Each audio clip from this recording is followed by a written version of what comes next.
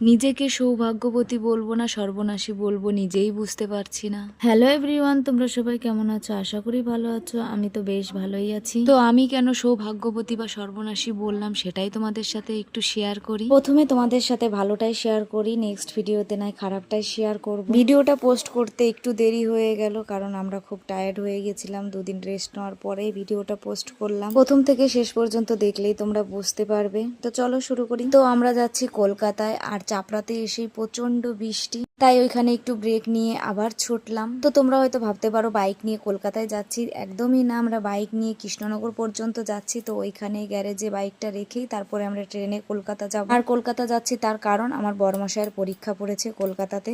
বলতে না বলতেই আমরা কৃষ্ণনগর স্টেশনে পৌঁছে গেছি, আর বড়মশাই এখানে টিকিট কাটছে। আর টিকিট কাউন্টার থেকে বলছে তোমার টিকিট কাটতে হবে না, শুধু তোমার সাথে যে যাচ্ছে তার টিকিট কাটলেই হবে।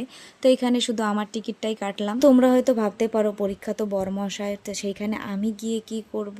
তো এই কারণেই আমি বলেছি আমি সৌভাগ্যবতী, কারণ আমার বড়মশাই এতটাই বউ পাগল, বউ ছাড়া সে কিছুই বোঝে না। আর এইদিকে দেখো আমরা কলকাতাতেও পৌঁছে গেছি, আর অনেক পরীক্ষার্থী চলেও এসেছে, আর বড়মশাই পরীক্ষার হলে চলেও গেছে। আর মেয়ের জন্য আমি বাড়ি থেকে খাবার নিয়ে এসেছিলাম, মাছ ভাত। তো সেটাই আমি এখন ওকে খাইয়ে দেবো, কারণ অনেকটা সময় হয়ে গেল, ওর তো খিদেও লেগে গেছে। তারপরে আমার আর মেয়ের সময় কাটছিল না বলে আমার মেয়ে দেখো কি সুন্দর ফুল দিয়ে একটা বুকে বানিয়ে দিয়েছে আমাকে। এটা কেমন হয়েছে আমাকে কমেন্টে জানিও। আর এই যে পরীক্ষাও শেষ হয়ে গেছে, বড়মশাই এখন বেরিয়েও আসছে। অপেক্ষা করতে করতে তো আমি একদমই টায়ার্ড হয়ে পড়েছি। আর এই যে আমার মেয়েকে দেখো, যত বেলা যাচ্ছে ততই ওর শরীরে এনার্জি বাড়ছে। ও তো এখানে লম্পজম্প শুরু করে দিয়েছে, আর আমার শরীর তো একদমই আমার সাথ দিচ্ছে না। তো কি আর করা যাবে, বাড়িতে পৌঁছাতেই হবে। তো বড়মশাইয়ের পরীক্ষা ছিল বিধাননগরে, আর বিধাননগর থেকে মেট্রো ধরে সোজা যাব আমরা এখন শিয়ালদাতে, আর শিয়ালদা থেকে ট্রেন ধরে সোজা কৃষ্ণনগর। তো এবার চলো তোমাদের সাথে শেয়ার করি আমি নিজেকে কেন সৌভাগ্যবতী বললাম। আমি তো এখানে একদমই আসতে চাইনি, বড়মশাইকে বললাম অতটা দূরের পথ আমি আর মেয়ে জার্নি করতে পারবো না, তুমি একাই যাও।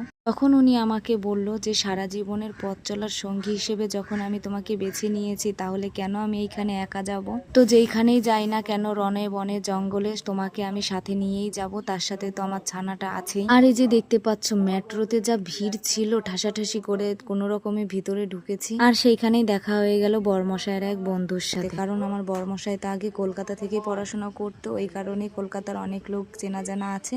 তো সেইখানেই একজনের সাথে দেখা হয়ে গেল। সে হয়তো অনেকবার করেই বলেছিল তাদের বাড়িতে যাওয়ার কথা, হয়তো তাদের বাড়িতে গেলে আমার ওই বিপদটা হতো না। তো যাই হোক, কপালে যেটা ছিল সেটাই তো হবে। বলতে না বলতে শিয়ালদা স্টেশনে চলে এসেছি, তারপরে ট্রেনের জার্নি। তো ট্রেনে প্রচন্ড ভিড় ছিল, লাস্টে যখন কৃষ্ণনগরের কাছে প্রায় চলে এসেছি তখন ট্রেনটা একদমই ফাঁকা